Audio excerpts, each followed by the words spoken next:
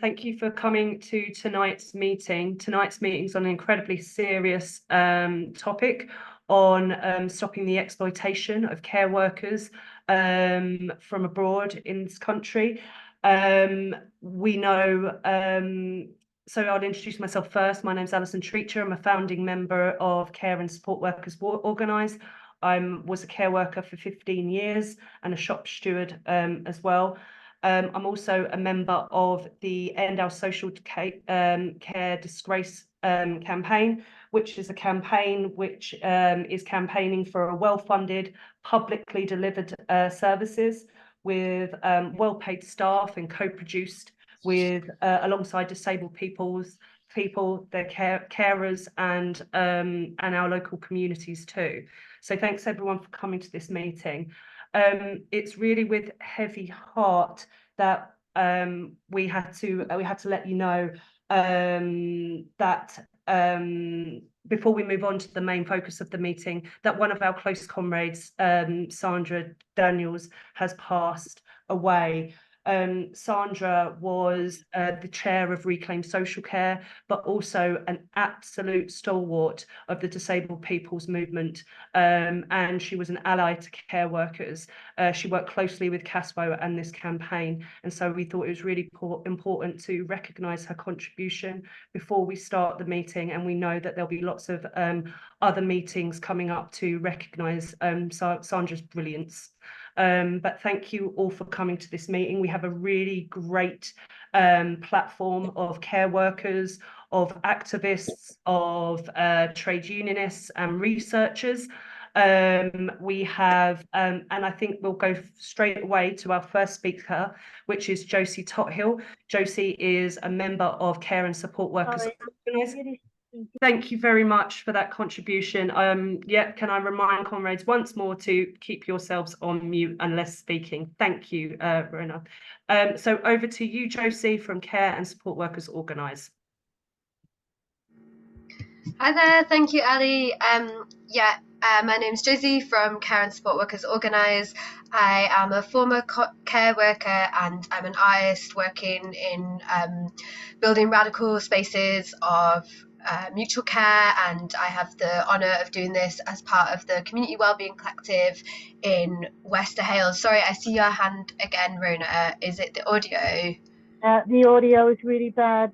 I hear a buzzing noise, and there is still one person who is unmuted, and now there's somebody called Secretly who's just joined who is unmuted as well, and there's a buzzing noise, so you're being kind of drowned out by the background noise. Oh, thank you for letting me know. I can try do it without my headphones and going through my laptop mic, but then I won't be able to hear if someone says something, so you'll have to like wave at me and like give me a thumbs up if this is any better. So is this any better?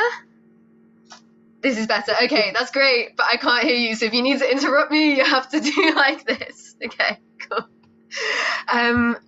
So my name's Josie. I'm a member of CASWO and also an artist building radical spaces of care with amazing people. Very lucky to be doing that as part of the Community Wellbeing Collective in Wester Hales in Edinburgh. And we're a collective of people who together are affected by these struggles in social care, but also run a space where lots of people who are also affected come and are part of many conversations about it. I wanted to start, I'm sure a lot of you know this, but just with a brief overview of the new measures that are being proposed by the government, which are absolutely horrible. Like, I think Ali set the tone of this meeting really well, is that, like, I mean, to me, this is absolutely terrifying. I actually found out about it because a friend called me saying, like, I don't think I can live in this country anymore. What is going on? And it's just horrific. And one of the points that we'll be, I'm sure, spending a lot of time on today is that social care workers will not be allowed to bring dependents on their work visas, which is like horrible.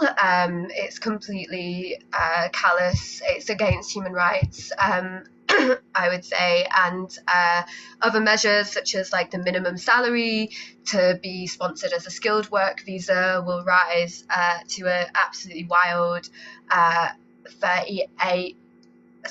38,700, which like health and care work visas are exempt from this. But I think that this is like completely wild because people I know who do valuable jobs do not earn this much. I don't know anyone who earns this much. There will be some changes to the shortest occupation list.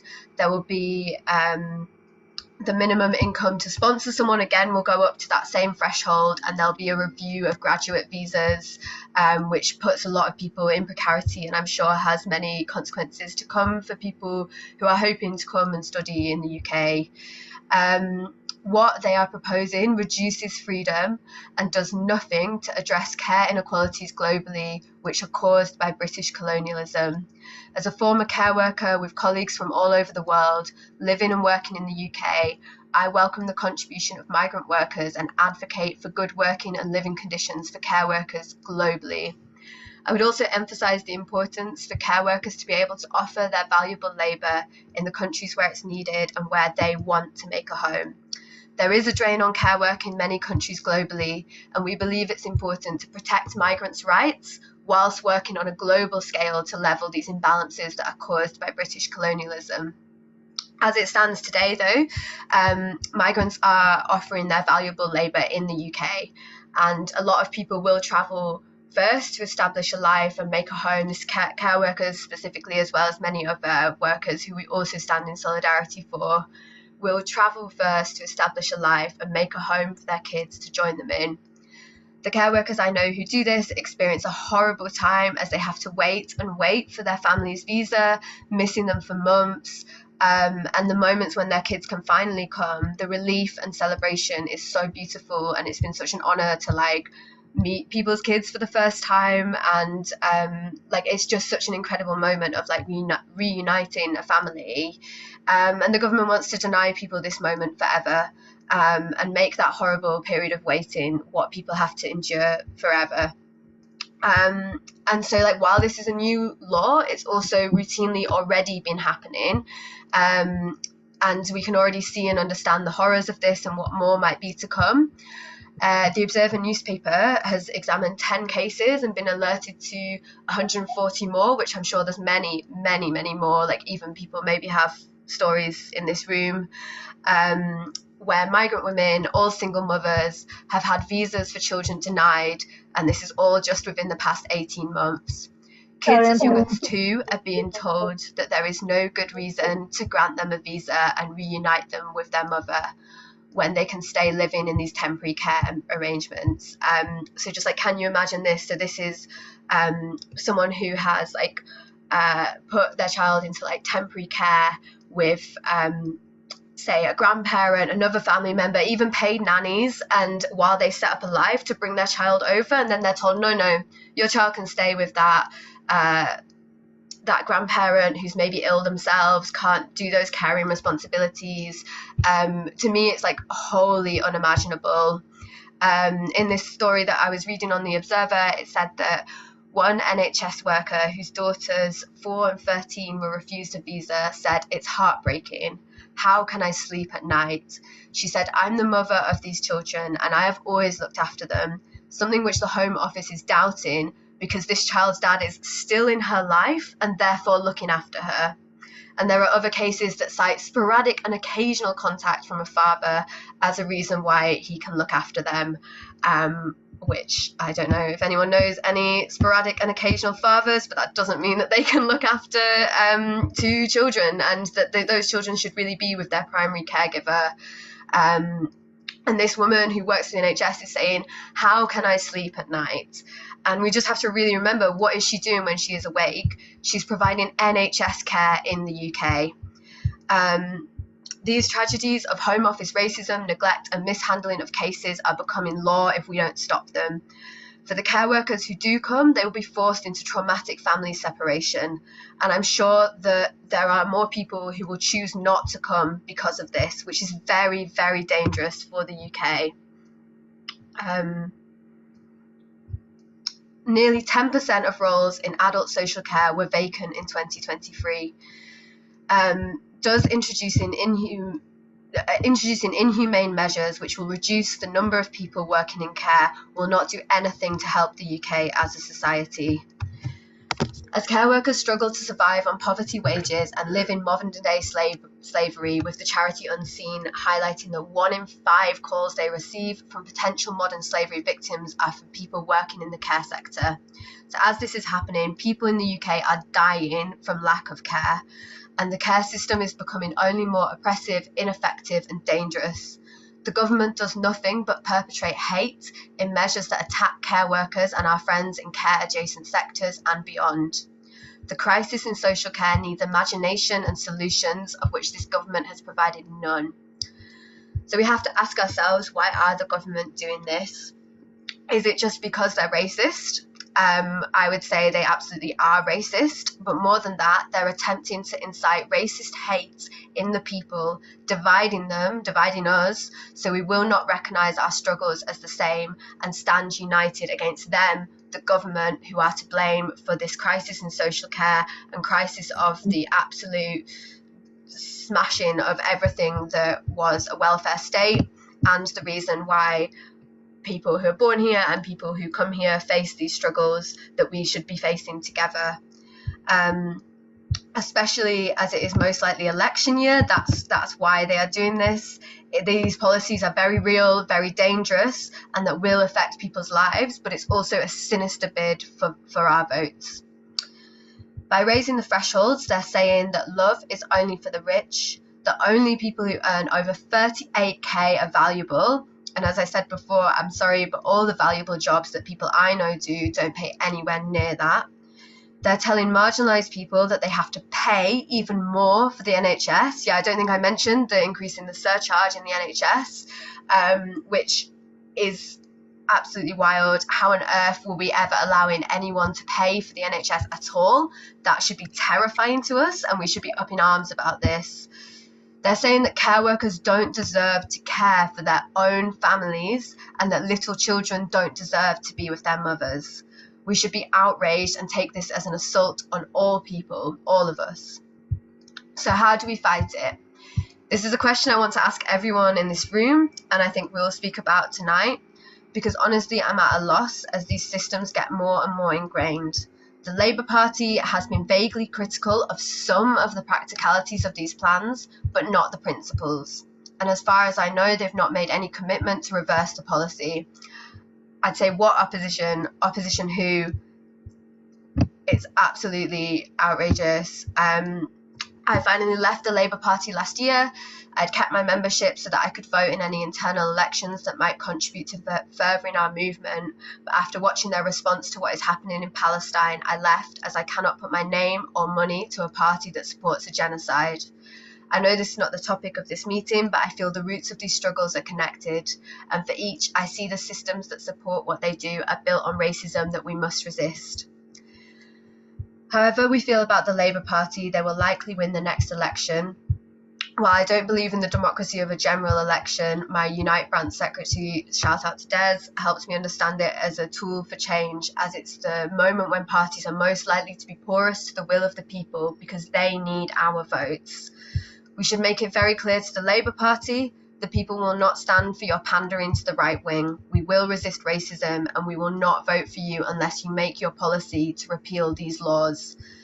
Tonight we can discuss things, I'm sure many more things, many more ideas, but how to bring emotion to your union branch, write a letter to your Labour MP or candidates, how we can campaign and how you can get involved.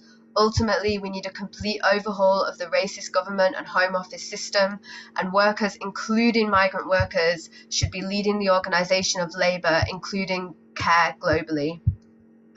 We have to refuse their attempt to divide us. Strong communities are ones where you can call on for resistance and ones that you can have these conversations in. I want to ask everyone, what are you going to do next time someone talks negatively about their care worker being from Africa? What will you say? Practice now, because we need to be ready for these conversations. Stay open, listening to the migrants who are affected by this. Help your friend with their visa paperwork. Reunite as many families as possible today whilst we fight against these laws coming in tomorrow. Thank you. Thank you so much, Joe. I think that you gave us a really, really great oversight there and lots to be thinking about. And we will be moving to the floor to, you know, find about and ask each other how are we going to resist these racist policies. I think it's really important that you mentioned about care workers' terms and conditions throughout the pandemic and how we didn't think that things could get worse. But now unscrupulous bosses are changing the direction and changing their, you know, their hate and policies towards people invited into this country to, you know, provide care services to everyone, for everyone. And on that note, I'm going to hand over to Francis. Francis is a member of the Pan-African Workers Association, who has been doing lots of organising around the terms and conditions and, you know, the horrendous stories of many people who have come into the UK to work and the situation they face. So thank you, Francis, so much for coming today, and over to you. Thank you so much, Al. And thank you to the organizers of this Zoom meeting. I think since we started PAWA over a year ago, I think this is the first perhaps cross membership with people from trade unions and other, you know, working class organizations coming together, and this is highly commendable. And thanks to the previous speaker, who I think spoke to almost all the things that we are facing every day. I think the broad aim of all these visas and all these laws that seem to make other people illegal, that seem to promote racism, is to divide the working class. So as long as we can unite together as a class, I think we will be able to achieve and, you know, overcome some of these really difficult challenges that we are facing.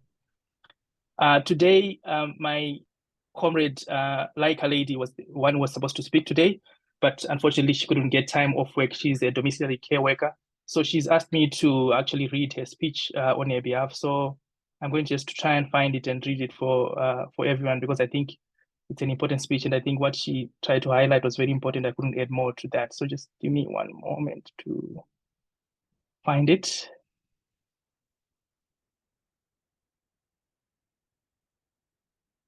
Okay, here it is. I hope you can all hear me very well. So like a lady says, I would like to extend my sincere apologies because I cannot attend this live Zoom as planned due to work commitments. I would have wanted to speak in person to express the plight of my fellow care workers from abroad who are facing daily struggles in their workplaces. My fellow comrade in PAWA, Francis, will however stand in for me and fill in the gap. The care worker visa, when it was introduced, many people, especially in my continent, Africa, and in particular in my country, Zimbabwe, saw it as a gateway to a life we have been deprived of back home due to a lot of reasons, which include political, economic, just to mention a few. But as the old adage goes, all that glitters is not gold. It has turned out to be the worst decision for quite a number of people who sold everything they owned back home to get to the UK. This care work visa has been turned into a money-making business by some unscrupulous employers here in the UK. The COSs have been and are still being sold by unscrupulous employers who have taken advantage of desperate people from abroad. What is surprising is how this was allowed to go under the noses of the Home Office. It means there wasn't proper checking, governing, and audit when they issued the sponsorship licenses. How is this possible? Did they check whether the employers they were issuing with sponsorship licenses had the jobs for the people they were offering the certificate of sponsorships? To me, it just shows how it turned out to be a money-making business for the government too. We hear figures of migrants who have come to the UK, and what about the amount of money these people have generated for the government through the English test, this visa application fees, and all the associated costs? People were issued with People were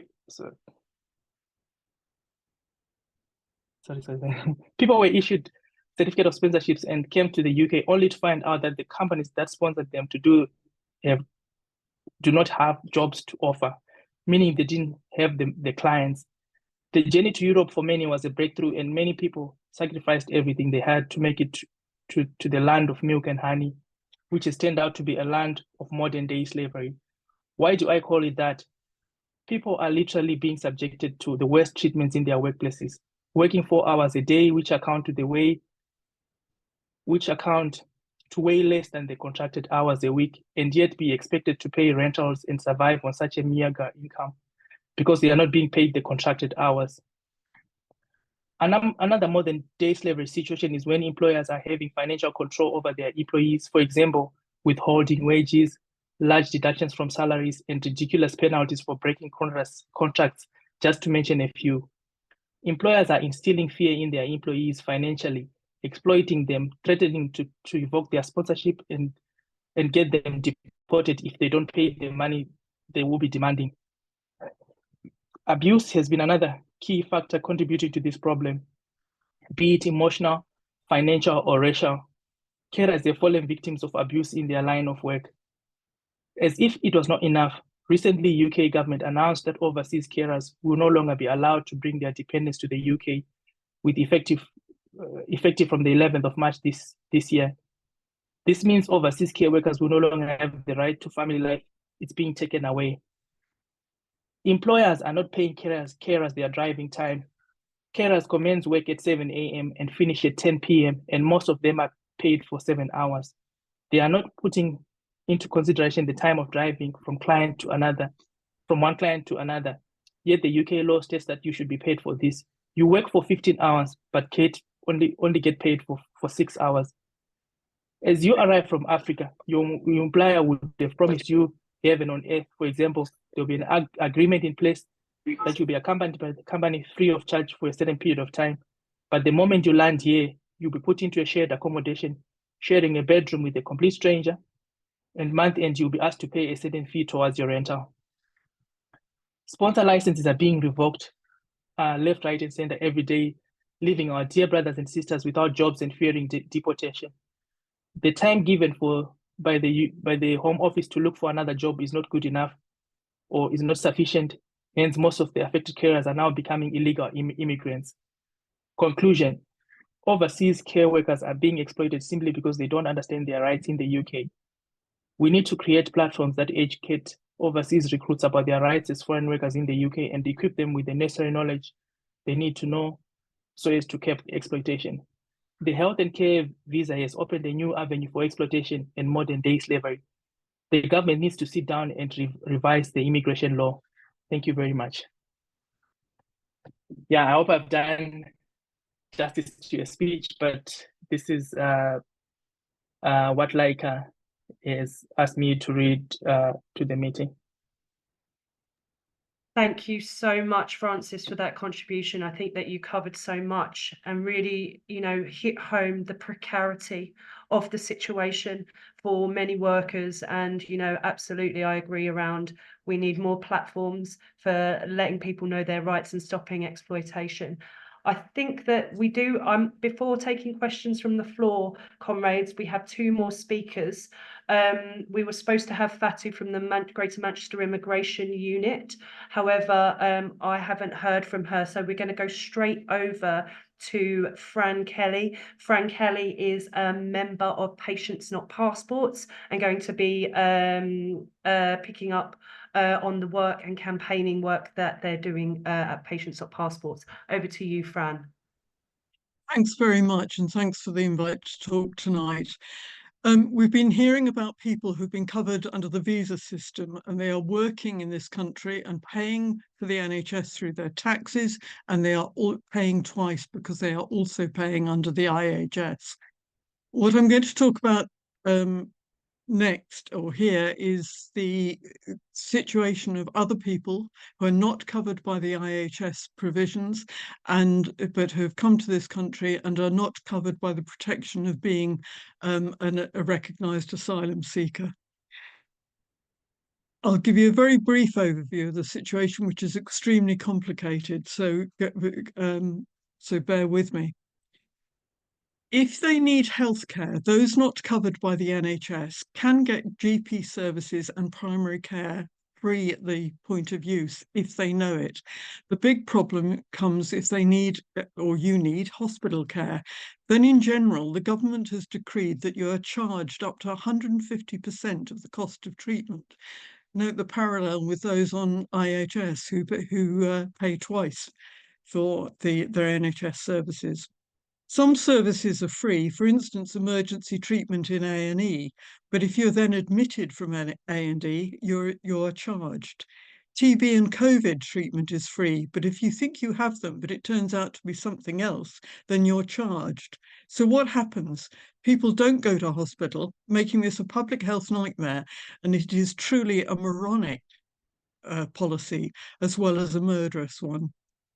Maternity treatment, maternity care, you'll get immediately, but you're then charged afterwards.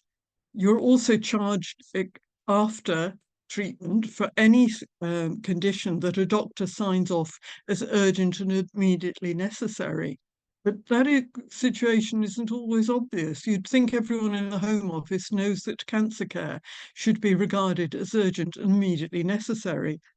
In Greater Manchester, a cancer patient at the Christie coming from Ethiopia had her treatment held up by the Home Office until the doctors worked out that they had to use exactly that magic phrase, urgent and immediately necessary. I do not know if it was the delay that allowed her disease to progress, but delays in cancer care are bad, and she died.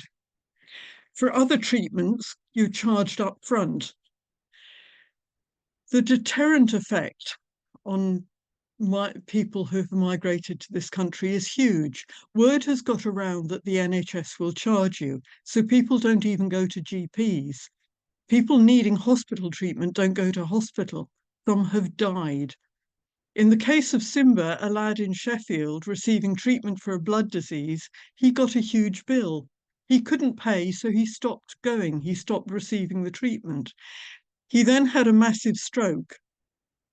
And for the treatment of that, he was presented with a massive bill. He won his asylum case in the end, and further campaigning meant the bill was suspended and withdrawn. But you now have a man in his 30s facing a lifetime in a wheelchair, totally unnecessarily. Women don't go for antenatal care with health consequences. They don't go for follow-ups, even after a complicated pregnancy and serious illness. There are other exemptions from charging. If the person is destitute, the hospital can write off the debt, but that's an accountancy manoeuvre by the hospital, and that's all. It still hangs over the person permanently until that debt is cleared and will be taken into account in their next visa application. One of the conditions for free treatment is that you're ordinarily resident in the UK. Yet Amisha, born in this country and only ever resident, therefore, in this country, to parents who had applied for asylum, ran up a bill of £76,000 when she was treated for liver cancer at the age of 10 months old. Her parents had no right to work. How the hell did they think that would be paid? And that debt hangs over her parents now for when they next apply for a visa renewal. And hospitals use the Home Office to check if they should charge someone. Yet they don't have to use the Home Office to do that. The regulations don't even require it. And they also report debts that are owed. So they have become part of the surveillance state, which adds to the deterrence. What can we do, and what has a lot of what I'm going to suggest Patients Not Passport has been involved in. First thing is get the information around about this and the IHS. Raise awareness of its purpose. It's not about money. The government used to collect the figures that they of the money they collected in charges, but it was so small that they stopped collecting the data. It didn't work for their propaganda. It is about scapegoating and deterrence. It is about getting in the public's mind that charging is okay, that some people deserve to be charged, and it's about setting up a system for charging all of us in the future. Do all the usual things in campaigning. Approach MPs and councillors, because until the politicians know that this is an issue, and it is an election year, as already has been referred to, until they think it's an issue, they're not going to bother about it. Insist your local hospital write their own leaflet, put up welcoming posters. Don't use the government's horrible and list of what you will be charged for.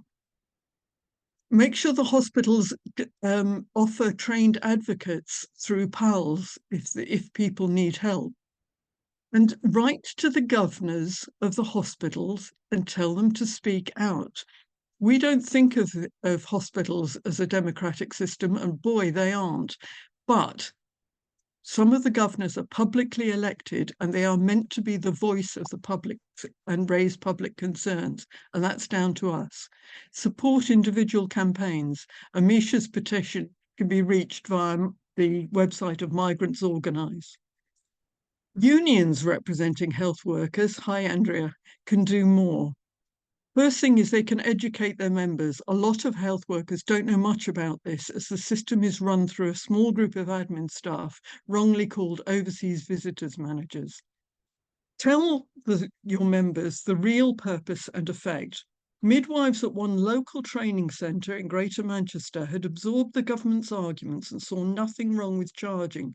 And that's even more shocking because midwives traditionally have been the voice of mothers. Give staff the tools to be advocates for their patients, to challenge wrongful charging, and to support their patients through this process. Unions as a whole should join the Paediatric Royal College in condemning the charges, publicly speak out. Stewards need to be equipped to raise the issues with management in their joint negotiating committees. Crucially, I think that the unions should commission King's Counsel for a legal opinion and for arguments regarding the duty of care and health workers' duty to protect their PIN, their registration. If the GMC and the Nursing and Midwifery Council were taking this up as a serious issue, then doctors and nurses would have a chance to refuse to cooperate and to be far more obstructive, whereas at the moment it'd be individually down to them and they would be breaching their contract. A can-do opinion from legal counsel and the unions, at least on a joint basis, have the money to do this, to get this, to show the risk to health workers of registration if they implement any part of these regulations. Would be fantastically useful and in this battle. A joint union approach is crucial, but there's no reason for Unison or Unite or any one union not to go ahead on their own. Can we shift them on this? And that's what we often get thought. Well, Patients Not Passports did shift them at the time of the COVID vaccination. Initially, anyone who was a migrant and possibly of what they would call questionable immigration status was risking facing immigration queries, immigration status investigation, if they had vaccination. PNP launched a huge campaign, and just before the public launch of that, the government did get wind of it and immediately announced that all vaccination should be free and no immigration inquiries should be made of anyone turning up for it. It's a small victory, it's only in one area, but we can defeat this if we make it an issue. Thanks very much. Thank you very much, Fran, giving us loads of food for thought there and really highlighting, the government's aim to scapegoat and divide us, and and the fact that our fight back, we can overcome. So thank you. Our next speaker is Andrea Egan. Andrea is the president of Unison, and Unison has done some excellent research work around the exploitation of migrants in social care, but she's also a friend of the campaign. So over to you, Andrea. Hi, thank you very much. I'm now I'm the ex-president. You serve 12 months, and my 12 months is up. But I am. Listen, I'm really pleased to be joining you this evening, joining in the debate around the exploitation of migrant workers. I am going to speak in the main about care workers, as I actually work in the local government section.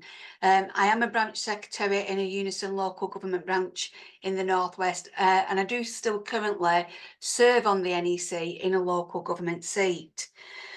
I think, as you've heard on the call tonight, up to now, we've known for too long, haven't we, that the government have just sat back and they've watched as the NHS and social care absolutely grapple with a monumental staffing crisis, and both sectors are just many thousands of staff short, and social care desperately so. And migrant workers are propping up a real crumbling care system that the government have just refused to fund properly. And we have to be honest, the social care system is completely broken. And the current fragmented and privatised system, it's just unfit to meet the needs of everyone who relies on it. And most social care in England is either commissioned by local governments or local councils, and it's delivered by private and independent companies. And the system has just been run down by a combination of huge funding cuts to councils and profit extraction from some providers. And the national standards are just not properly enforced, and care workers, you know, they often face poverty, wages and exploitation, and pay for care workers, it's at rock bottom, minimum wage rates, even though it's a difficult, skilled job that requires them to take on huge responsibilities. You know, some receive even less because they're not being paid adequately for the travel time or for the overnight sleeping shifts. So, you know, we've got to acknowledge care workers, any care worker, they're the beating heart of a system that looks after our loved ones with compassion and kindness. And care workers, they must be valued, they must be recognised, and they must be rewarded as skilled professionals. But what compounds the problem is the staffing crisis. And for decades, the care sector has just been heavily dominated by migrant workers. The government plans to cap overseas care staff numbers. It's unconceivable. But what's also unforgivable is employers exploiting those already working in the UK. Care companies, they couldn't function. They could not function without migrant care workers. And firms have to recruit from overseas because the government's done nothing to resolve this care staffing crisis. It's just a very complex structure at the minute. And any minister, any politician calling for a cap on numbers or other restrictions on the essential workers the country relies upon, they've no understanding of the healthcare system and the pressure it faces. You know, politicians, they're playing to the gallery and they're demonising migrant workers, and they offer nothing to the debate about how to fix the social care, the bigger social care issue. And the simple truth is that the system would collapse without overseas workers. And with language that's being bandied around at the moment by politicians, many of our migrant workers will be wishing they'd never come here to work here in first place. Unison has focused quite heavily on social care, and certainly in the Northwest. It has nationally, but it has also in the Northwest where my branch sits. And we've been gathering evidence of the appalling exploitation of migrant workers by unscrupulous care workers. Workers from abroad, they sell everything they own to come here to care for people.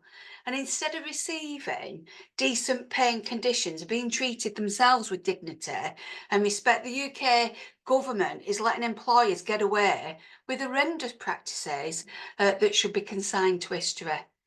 Unison's compiled a report, and it was called Expandable Labour, and it absolutely details the shocking treatment of migrant workers in the UK care system. And it's uncovering the ultimate abuse of workers brought here on false pretences of a better life and charged dodgy fees that cost them their homes and their savings. Some find they've either, you know, they're overworked on 80-hour a week contracts, or they're given too few hours to survive on. Given the inadequate training, some are living in really poor conditions, and the real the real crime at the minute is that they're threatened with deportation if they speak out. That is the real threat, and the bullying that goes on in these workplaces. And it's a disgrace that politicians, as I said, are demonising migrant workers by blaming them for the whole of the country's wars. They're complicit in allowing the abuse to continue and in a raging culture war that's now targeting our low-paid migrant workers. You know, any increase on the current, we've got 152,000 care staff vacancy. I mean, it just spells deep trouble for the whole sector. And the ban on families means that overseas care staff will be much less likely to come to work in the UK. And the few that will they'll be more isolated, and they're even greater risk from exploitation. And in the current climate of the care system, we're just finding that more and more of the thousands of vacancies, they are being filled by migrant workers. So there's an issue also that's been mentioned earlier about the sponsorship.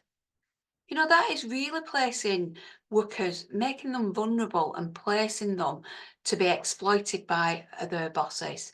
Do as you're told, do the shifts, do the back-to-back shifts, or we'll end your sponsorship. It's an absolute disgrace.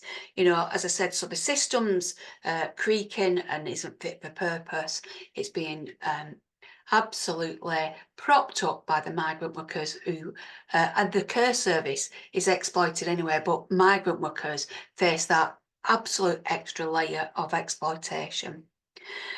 And it really is a trade union issue, and we have got to organise our migrant workers. Now, we've heard from Fran about some of the things in the healthcare system that we can do as individuals through the trade union movement to try to push policy and to bring around some changes for workers. As far as Unison's concerned, we've set up a migrant workers network. It's very fresh. It's only we've only set it up in the last 18 months, and would you believe another Tory implemented kind of chains that we and barrier that we face was the GDPR, about how we collect data and how we keep that data. But we have now created a migrant worker network, which is an informal network of Unison members, so they have to have joined the union to become part of that network, and it's with first generation immigrant background, including overseas and migrant workers, EU settled status workers, and workers who've subsequently neutralised as British citizens or who have indefinite leave to remain. Joining the network allows then those Unison members to get targeted advice and support and information more effectively.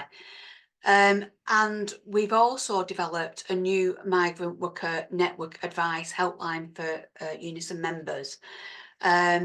So if you are a migrant worker from outside of the UK and you need advice on any immigration issue related to work situation and your right to work, then you need to get in touch, and I can provide Alison and the network with the contact details. We provide free immigration telephone advice from what you should be being paid to your national insurance number and the rest of it. And what we are also doing is we are working with the Joint Council for the Welfare of Immigrants to provide this support. I said that, so like I said, I've got the phone number and I can give it now. If you are a Unison member, it is 0800 or 857 857. And your details get passed on to JCWI advisor and they'll call you. It's every Tuesday that they make them calls. But like I said, I will pass that information on. But in the Northwest, we also started to run, before COVID, Stand Up for Social Care campaign, because like I said, the system's creaking. The system is such an undervalued service for qualified skilled workers, and we saw that, didn't we, during COVID? We went from these low paid workers that nobody really thought very much about, and then suddenly the nation realised that they were essential workers. But we had started a campaign, and within that campaign what we recognised is, and this is the trade union challenge, You know, we've got lots of employees. I have in my own branch, but we've got 1 or 2 members in each of the care homes. You know, 1 or 2 here, 3 or 4 there. So we really do need to get into care homes and start organising. Just for the numbers, you're far better if there's a number of you that are trade union members of whichever trade union. But you're far better to have the numbers, the density, so that when we can take on the bosses, we've had some horrendous cases come through my branch where workers were being exploited. They were having to do the bosses' laundry, for an example. But when we can get workers together, we can, on a scale of what's happening on a day-to-day basis, we can make challenges and we can get some really good results. But today's session is really about looking at the national picture and what we can do nationally. But on the issue of the Northwest campaign, what we did do is we created some really simple booklets, and I'm on I'm on Blur, but it's called Know Your Rights for social care.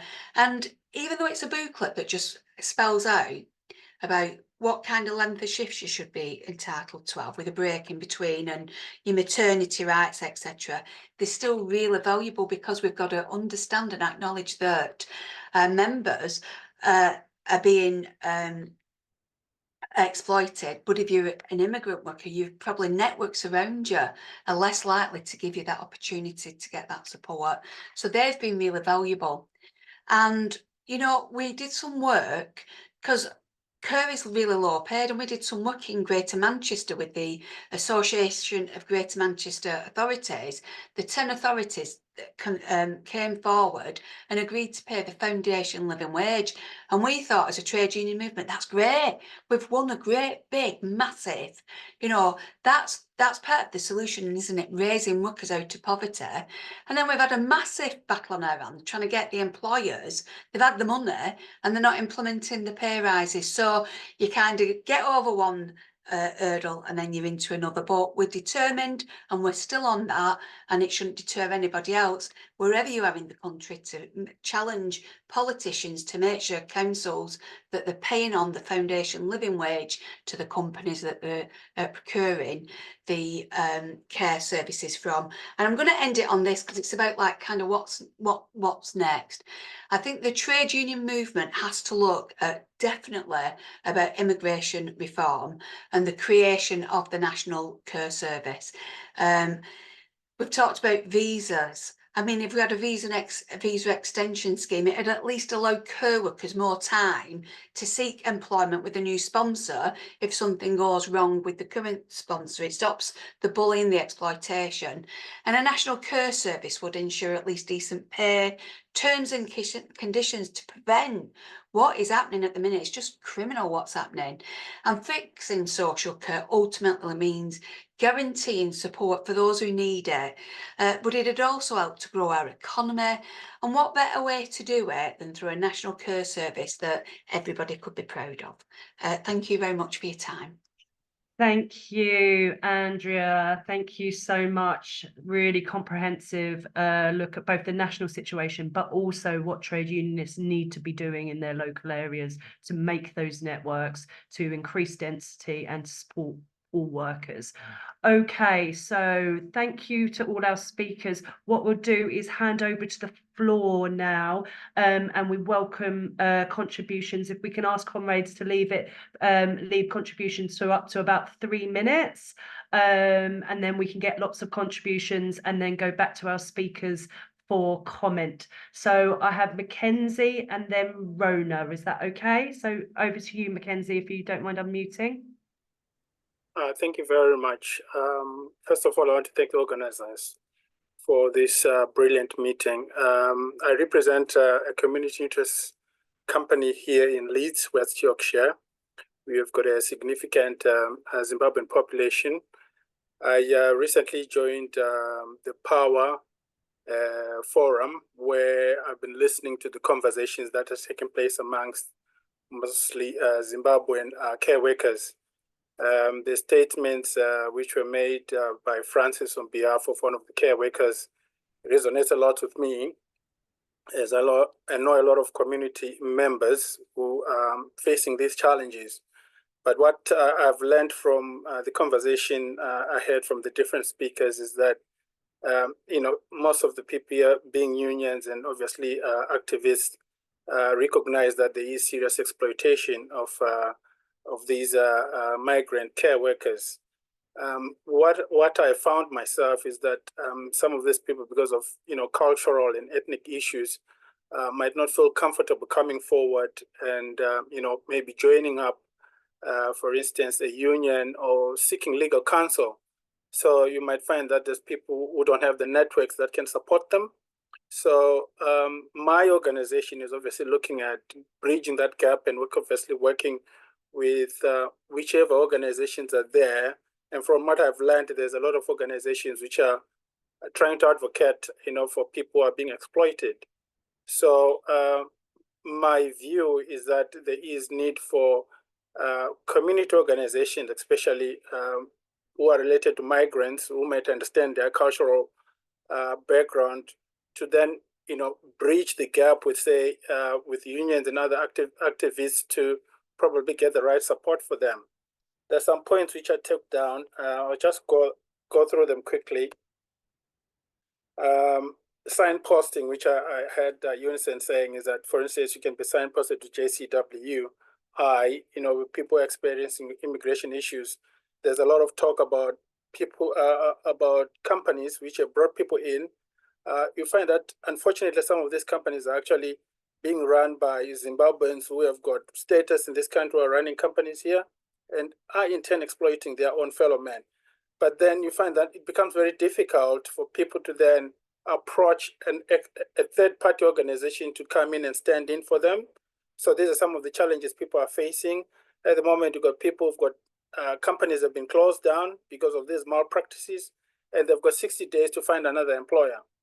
And through these kind of difficulties, I think in the last 2 months, we've had 2 deaths of people probably just experiencing serious challenges, isolation, loneliness, and depression.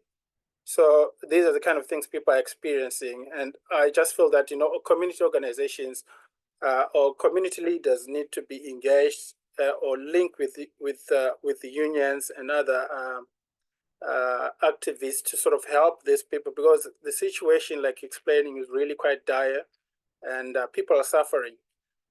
If you talk about the way people are being split, families are being split, that makes things even worse, because somebody comes here, they experience life in a first world culture and environment, and they find it very difficult to adjust. And then at the same time, they can't find employment. They don't have income.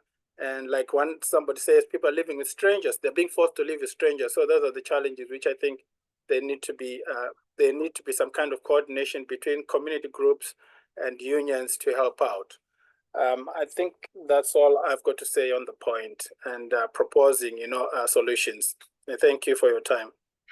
Mackenzie, thank you very much for a really interesting contribution. I think that there are a lot of people in Leeds probably ready to bite your hand off to make those connections. There's some good NHS campaigners here and a lot of trade unionists from Leeds as well. So it is about creating these forums of which we can share our knowledge, skills and networks. Thank you very much for that. So we have Rona, and then I'm sorry if I'm saying this wrong, but it's is it Rumbizia? Brumbizia, and then Brian, in that order. So Rona, over to you first. Yeah, thank you very much for a very informative Zoom meeting. I just want to say that I don't think that it is specifically a racist issue about the exploitation of care workers. I think it is more to do with the fact that since the Conservatives have been in government, they have been very much in favour of weakening workers' rights overall, and basically things that workers have been fighting for the last 2 centuries. Are being sort of gradually watered down and weakened, because I think the government particularly would ideally like to travel back in time to the Victorian era. And I think that the exploitation of care workers is part and parcel of that. That's my personal opinion. And my question is actually about the National Care Service. The last speaker mentioned the National Care Service option.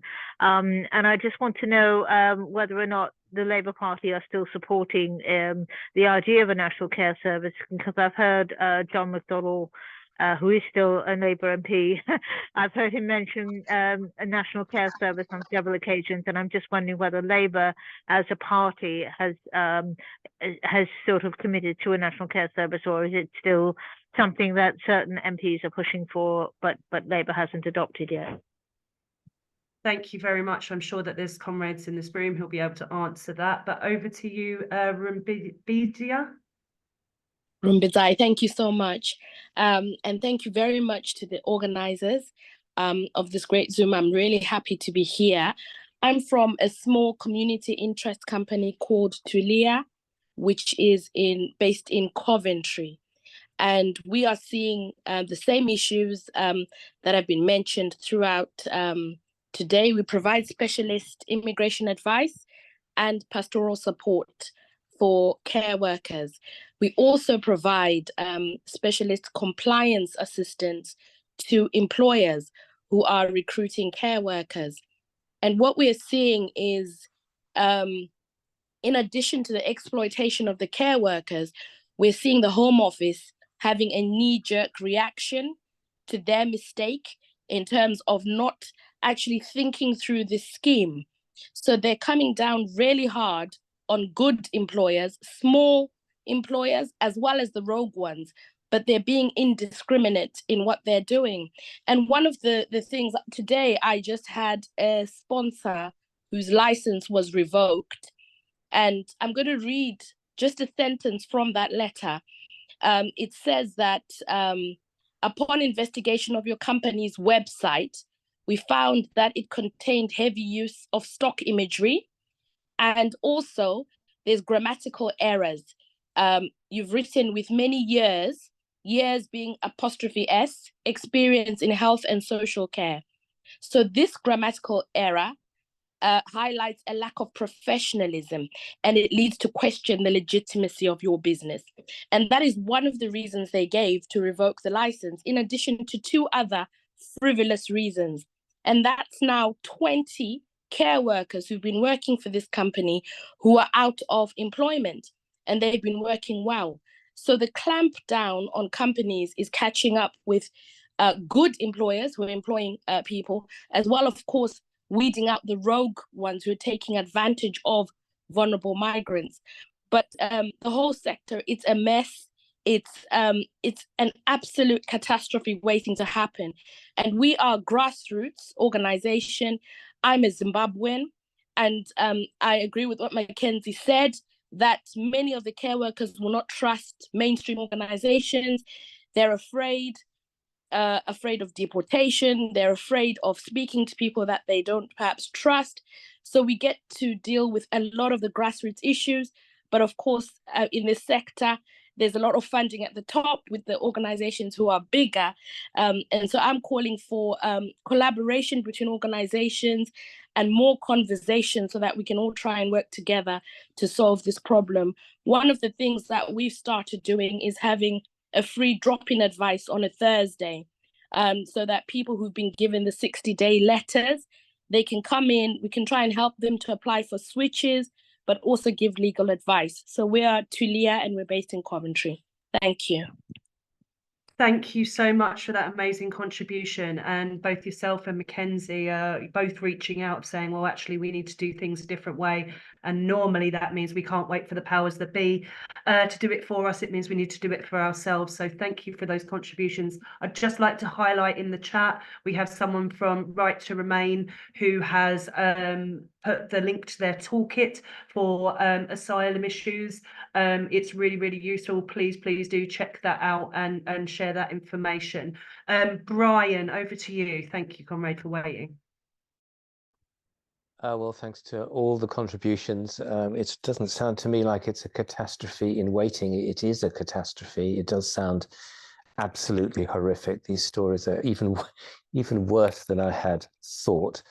I'm from End Social Care Disgrace, and I wanted to first of all ask if these links that are being put into the chat, whether we can put them on our website so that we can make sure that everybody can have them. We have a resource section, so we could produce something around overseas workers or migrants and add these to them. So I'd like permission from the people here today to do that. And just in response to the Labour issue, they are committed to something called a national care service, as I understand it, but it's completely unclear what a national care service is, as Labour defined. There's no definition, and it's not clear what they mean. And it also turns out that in the last week or so, they seem to be rowing back on any commitment, or lots of the commitments that they have made. As I understand it, they are committed to improving pay and conditions in social care. They haven't rowed back from that, but all of the other elements that they did commit to, they're very less certain about it now. So it is quite worrying. We in Social Care Disgrace are talking to Andrew Gwynn, who's the Shadow Minister for Social Care, in 2 days' time, and we will put all of these issues to him. Whether it will make any difference or not is very unclear. So we need the energy and the information that we have here to put it all together. So thank you very much, everybody, for contributing. Thank you very much, Brian. That was really, really useful. Is there anybody else who would like to speak from the floor, or shall we hear back from some of our speakers? Oh, shall we go Joe and then hear back from our speakers just for comment? But we do encourage, we know that there's lots of experience in this room. We're looking for contributions from the floor. So over to you, Joe, then we'll come back to our speakers. Hi, I'm Jo Walton. I'm also from End Social Care Disgrace. I am a 24/7 carer and unpaid carer. I am shocked and appalled at what's been spoken about this evening, because I did know that the situation for care workers was appalling, and I've spent the last 20 years challenging the many private companies that have been involved with my daughter's care at various times about the terms and conditions of the workers that were coming into this household, and the need for those workers to have proper hours in order to be able to work effectively. Because from a selfish point of view, as a parent, somebody who needs 24-hour nursing care, I want to know that the people who are coming in are actually awake enough to do the job properly. So it's absolutely essential that those terms and conditions are kept. I feel quite strongly that that as unpaid carers and those people who are responsible for their own social care, who are arranging their own social care, as opposed to those that have it arranged for them, we need to be more aware of what's going on, so that we are in a position to also challenge employers for poor practice. And it would be useful if we had the information that Francis, for example, was giving us, and the information that Andrea was giving us about what the actual rights are, so that we can ensure that the workers that are coming in to help us are actually being treated properly by the people who are paying them. Thank you very much, Joe. I think that was really useful, and again showing the kind of ecosystem that we need to challenge these bad bosses, because it's not just the person receiving support, it's not just the worker, it's those around us and our communities. So thank you very much. Okay, I'm going to go to the speakers in order just for comment, if anyone has any comments so far. So Josie. Can I just check, how's my audio? Okay, I did the same thing again. But yeah, I just wanted to first say a huge thank you for all of the contributions, especially from all of the people from these communities that are really directly affected. It was so moving, and just like you shared so generously about something that's clearly also very painful. And I just want to say a massive thank you and a massive message of like love and solidarity to all of you and for your struggle, and thank you for being here together with us today. Yeah, I wanted to thank Mackenzie, and also just like, yeah, the other speaker, to thank Francis as well from PAWA. Like, I just think that sounds like the most incredible organisation, and what you guys are doing is absolutely immense. And that this idea for the need for community organisations and people from their communities to have a bridge into union organising, I think is so incredibly powerful and really important. And I just wanted to offer some sort of like examples that could be helpful for us thinking like moving forward. And one is support at work, which I don't know if they exist in other cities or outside of Scotland, because I'm in Edinburgh and work with them often, but it's basically like unite staff members who have some funding to work with communities and to represent and support specifically ununionized workers, with the also like the hope and the encouragement that, like, you know, that they would join a union.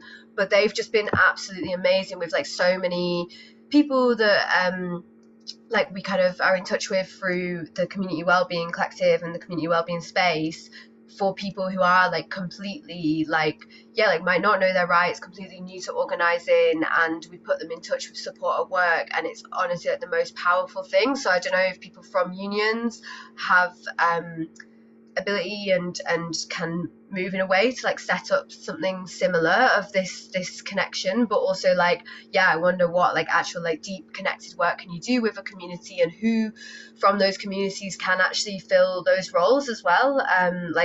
Yeah, I guess like a big shout out to Carmen, who's one of the Unite support at work people in Edinburgh, who is also like a migrant worker herself, and like really connects with migrant communities, does trainings for migrant workers, and is like really like amazing. And like I think that this is something that should be happening more and more and in more cities. I also wanted to give a shout out to Nurses of Colour, who are another like Scottish Edinburgh based organisation who do a lot of community building and like kind of creating spaces for expressing and healing from like trauma from racist experiences in their workplaces, and are like doing that community building with a view also to like be building more towards, and already are doing a lot of like campaigning work. But I just think that there are a lot of like very interesting examples, including Community Wellbeing Collective, of this like building these connections as we go, and that like, yeah, it sounds like a lot of people in your community are so isolated, which is really sad. But I also do know of also like Zimbabwean communities where there are these like huge strengths of connection, and just like the way that people show up for each other also can be like a vehicle for change as well, and also will be the people who show up maybe on the picket line or maybe in these struggles. And I just wanted to like shout out to those beautiful communities, but also really recognize the struggle and the isolation that some people do face. But yeah, just thank you so much, and very sorry also to hear about the 2 deaths that you mentioned. That is so painful, and like, yeah, big love to everyone in your community, Mackenzie, and everyone else in PAWA. I wanted to also answer to Rona, just to say like, absolutely yes, like I fully believe that this government like is having like a hammering assault on workers' rights for everyone, and I absolutely believe like they're coming for us all, they're here for us all, like right now is happening. But also like, as today we're speaking about visa rules, and as one of their tools in how they come for us all is like hinging completely on racism. I really do think that this is like an issue of racism, and one that we should also fight along those battle lines, because I think that this is something that does disproportionately affect people of colour, migrants, and like even looking at like the people from which countries this affects the most. I think you can really see this like tale of British colonialism that's very, very sinister, and I think we do have to like point to these things. Yeah, and just to say, Joe, sorry, can we move? Yeah, I mean, I can wrap up there. Just a massive thank you to everyone. And just one more thought is that maybe we can also come together sometimes to do some like skills and resource mapping work, to be, because like there's so many connections that can be made and so many people that like I'm gonna be like following up with for like connections and sharing of these resources. But maybe there is a time where we can come together to do like a dedicated sort of spend some time on that and really think about how we can like campaign about these issues and help ourselves in the immediate sense as well. Thank you, and thanks for doing a time check on me, Ali. That's fine. That's why I'm here, Joe. Thank you very much. Loads of really interesting contributions. I definitely think that we need to be exploring these links between us and the experience in the room a lot. Great. Over to Francis. Okay, yeah, well, thank you so much, everyone, and thank you to the previous speakers and all those who contributed. I think this was a very useful meeting and a helpful meeting too. I just want to be very clear about what, and what PAWA and how PAWA organizes and what I think, could be the next way forward for us. Whilst we probably call ourselves Pan-Africanists in the sense that Pan-Africanism is not necessarily an identity issue, would be really appalled if we were to organize, strictly speaking, on the basis of people being from Zimbabwe or from Africans, etc., etc. I agree more with what Rona and the last points I just made, that this is a class war. It's not never really, I mean, race and all these things, whilst we as the kind of some other races might experience this, the effects more harshly than others, but this is really a class war where, the working class in general is being assaulted. So I think we need to, within the End Social Care Disgrace campaign, we need to sort of start to include other British or, non-migrant workers in the movement, because they are also facing the same challenges. They are also facing the same exploitation. They are not getting paid any better than we are.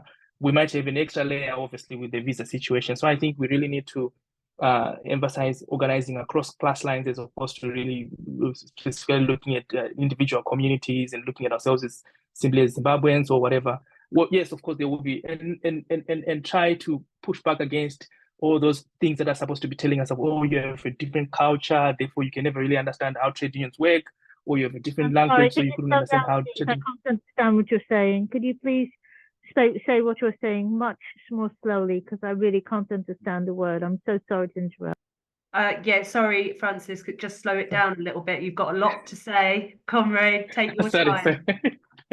Sorry. Yeah, sorry about that. Yeah. So I was saying, so I think we must try to really emphasize organizing across class lines and push back against often the government narrative that wants to emphasize our cultural differences, and exploit that. So if we start organizing as simply as PAWA people and kind of alienate ourselves from the broader working class movement, that often doesn't work in our favor, because we just divided.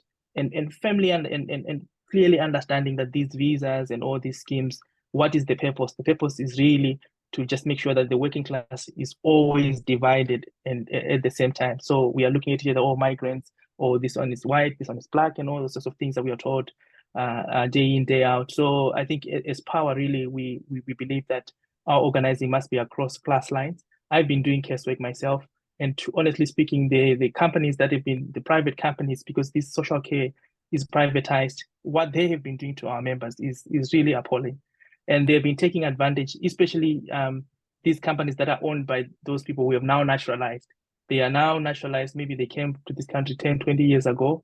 They are the ones who are actually exploiting, doing these things to, and it doesn't mean that they are doing it worse off, but they know more about where you are coming from. They know your vulnerabilities. They can intimidate you more. They tell you, if you don't do this, we will cancel your visa, we'll cancel your sponsorship. And so this is being used as a tool, but they are clearly allies of the whole privatized system, which we should be pushing back against. Privatized care is not working both for the carers and for the cared for. So we need to have a publicly funded care system that works for both the carers and the cared for. And currently, I don't think that's the situation that we have. When the Tories came in, I think it was Boris Johnson in 2019, he said they were going to fix social care.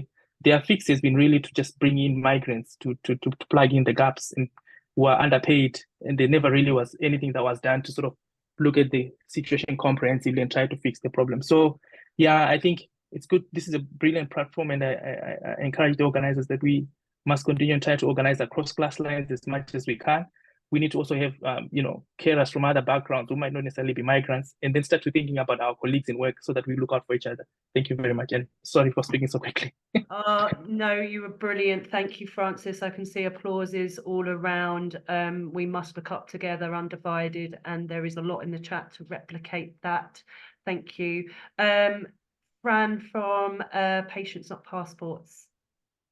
This has been a very valuable meeting, and there's an immense breadth of experience and knowledge in the group. And thank you for the chance to talk about a slightly different aspect of what is in fact the same struggle. So I don't want to distract from the focus on care workers, but I am going to just throw in one other fact which none of us mentioned earlier, and it's that the height in the IHS, the health surcharge,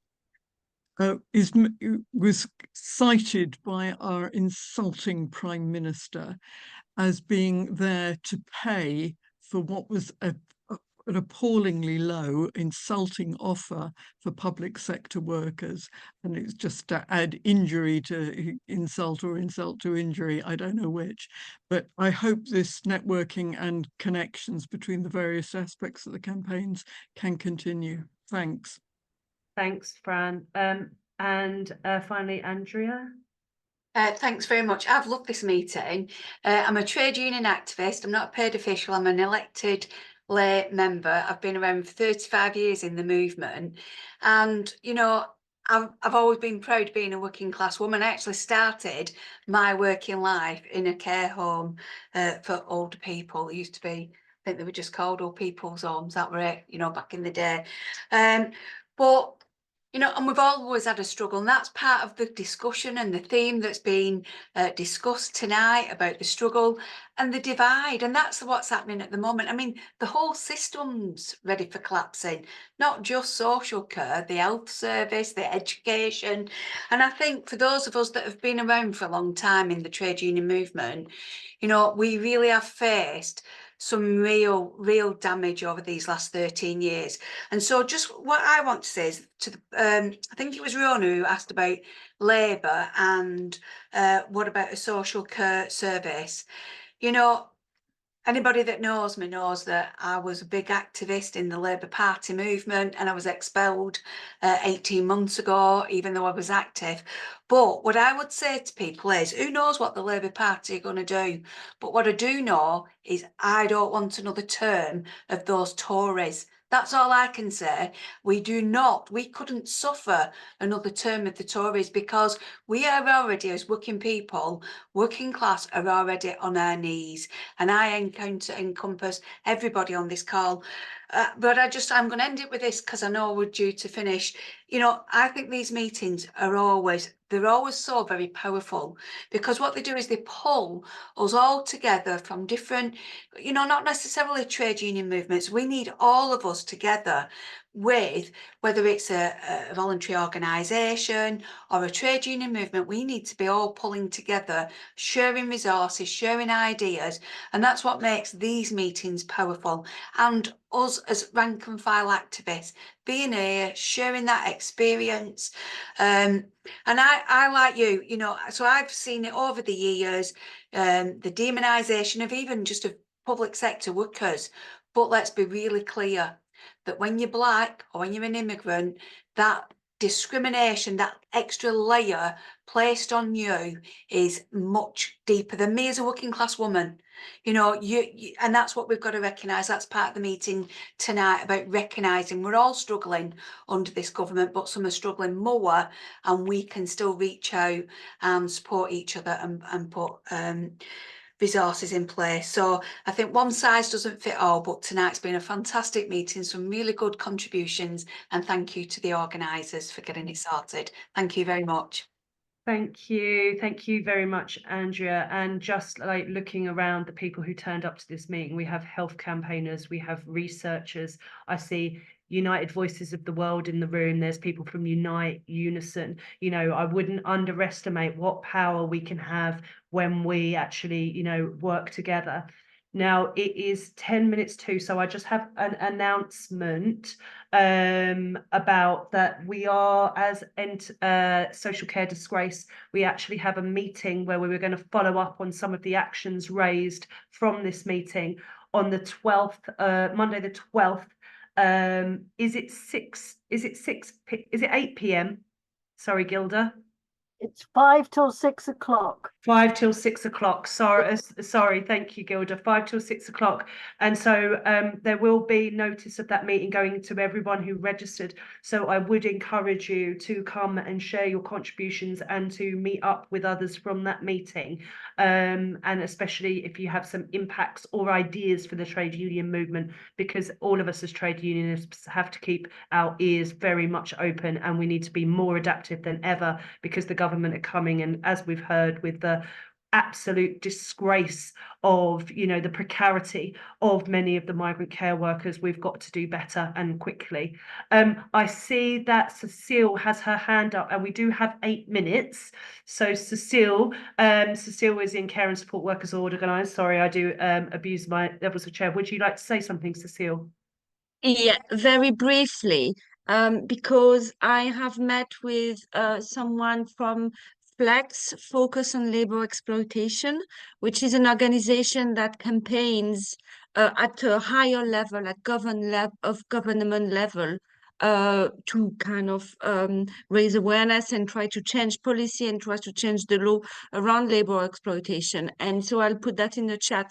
They have a letter that they send to some ministers in order to address these specific issues around exploitation of care workers. And I think, again, like there are many different levels, and this is, so their work, they're looking for signatories, organizations, so probably trade union branches. But I think it's important, if you want to do that work at that level, which is much more like policy legal work, that would be one area, one organization to go to. So they're called Focus on Labor Exploitation, and I'll put the link in the website. But that's quite important, I think. That is very much important, because we need to intervene both in the immediate, in our local area, you know, in our local authorities, and at a national lobbying basis. And what we will make sure, Cecile, is that is circulated to everybody who has registered for this, and we will bring it up again in the meeting of the 12th at 5 till 6 o'clock, which will be circulated to everybody in the room.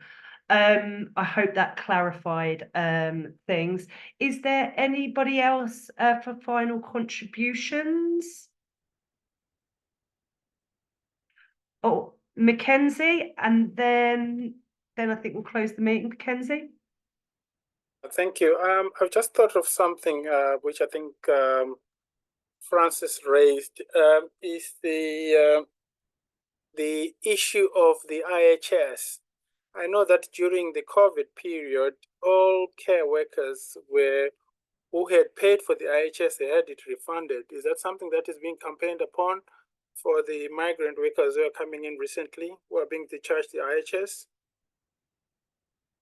Fran?